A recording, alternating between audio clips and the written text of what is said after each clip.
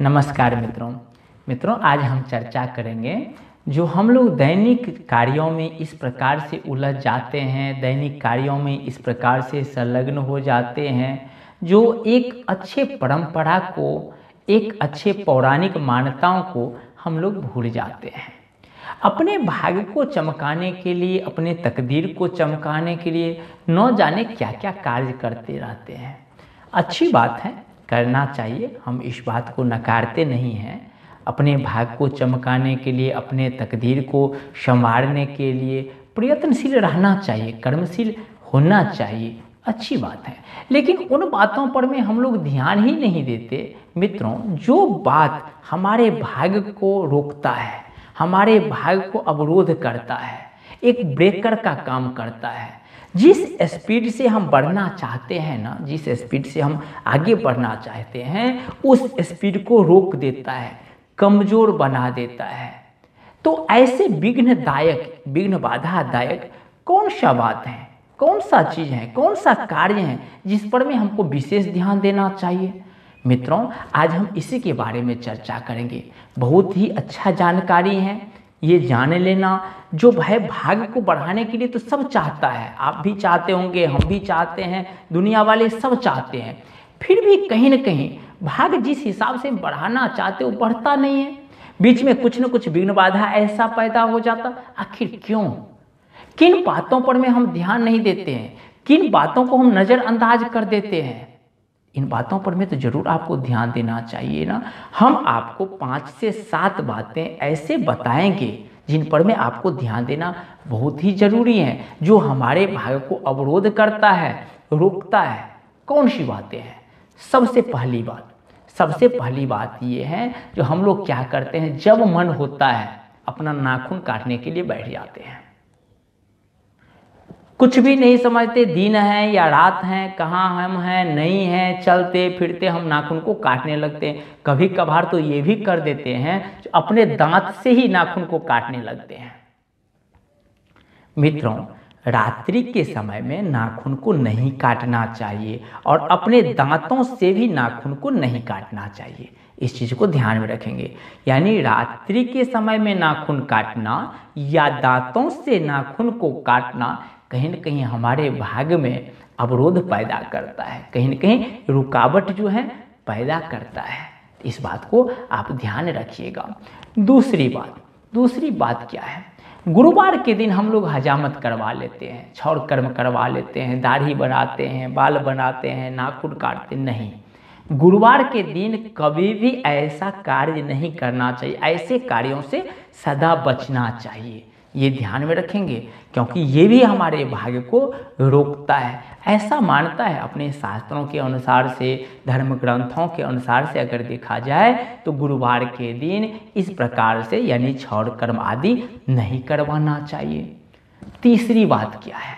तीसरी बात ये है, जो रात्रि के समय में तुलसी जी में जल नहीं डालना है। हम लोग क्या करते हैं, कभी समय नहीं रहता है तो रात्रि में ही तुलसी में जल डाल देते हैं। पूजा घर में कर रहे हैं, रात्रि के समय में चले जाते हैं और तुलसी पत्ता तोड़ने लगते हैं। रात्रि के समय में तुलसी गाछ छेदन करना, यानी तुलसी दल तोड़ना, पत्ता तोड़ना या जल चढ़ाना कहीं न कहीं हमारे लक्ष्मी को हमसे अलग करता है, यानी हमारे भाग्य को रोकता है। तो आप ऐसा कार्य नहीं करेंगे। चौथा कार्य क्या है? तो चौथा कार्य ये है, जो रात्रि के समय में अपने घर में झाड़ू नहीं लगाना है। मित्रों, बहुत आदमी करते हैं, जब मन होता झाड़ू लगाने लगते हैं। चलिए, दिन में तो लगाना ही चाहिए, झाड़ू पोछा घर में होना ही चाहिए। पवित्रता में ही लक्ष्मी का वास होता है, पवित्रता पूर्वक रहना चाहिए। लेकिन रात्रि के समय में झाड़ू लगाना उचित नहीं होता, कभी भी नहीं लगावे। अगर मान लीजिए आपके घर में काफ़ी कचरा भरा हुआ है और रात्रि के समय में साफ करना है, जरूरी हो गया है, तो फिर उसको एकत्रित करके घर से बाहर आप न ले जाएं, घर के साइड में ही एक कोने में उसको रख दें, सुबह में आप साफ कर लें। इस चीज़ को आप अपना सकते हैं, ये भी बहुत ज़रूरी है। मित्रों, 5वां चीज़ क्या है जो हमारे भाग्य को रोकता है? तो पांचवा चीज़ ये है, हम दूसरों को दुखी देख करके मुस्कुराते हैं यानी खुश होते हैं। हम दूसरे को दुखी देख करके अगर संतुष्ट होंगे, अगर खुश होंगे, तो कहीं न कहीं माता लक्ष्मी जी का जो कृपा हम पर में जो बारिश हो रहा है ना, वो कहीं न कहीं धीमा पड़ जाएगा। तो आप इस चीज़ को भी अपना ध्यान में रखेंगे। कभी भी दूसरों को देख करके यानी दूसरों के दुख को देख करके मुस्कुराना नहीं चाहिए, हंसना नहीं चाहिए, खुशी नहीं मनाना चाहिए। इस बात को भी आप ध्यान रखेंगे। छठा बात क्या है?